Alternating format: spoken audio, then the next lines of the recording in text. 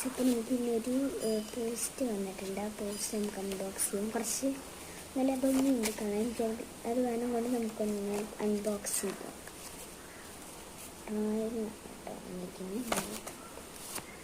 അപ്പോൾ നമുക്കൊന്ന് നോക്കിയാലോ.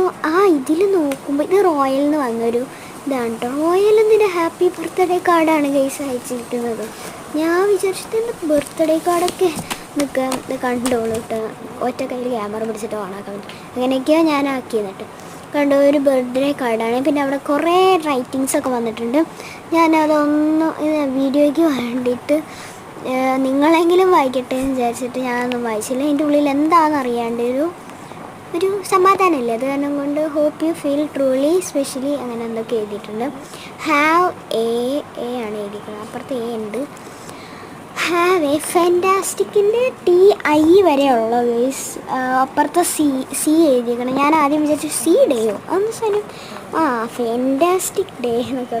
അപ്പം it's your day to dream to love എന്താ സംഭവം എന്നൊന്നും എനിക്ക് അർത്ഥമൊന്നും മനസ്സിലായില്ല. പക്ഷെ എന്തോ ഒരു സെൻറ്റൻസാണ്, രസമുള്ള സെൻറ്റൻസാണെന്ന് മനസ്സിലായി.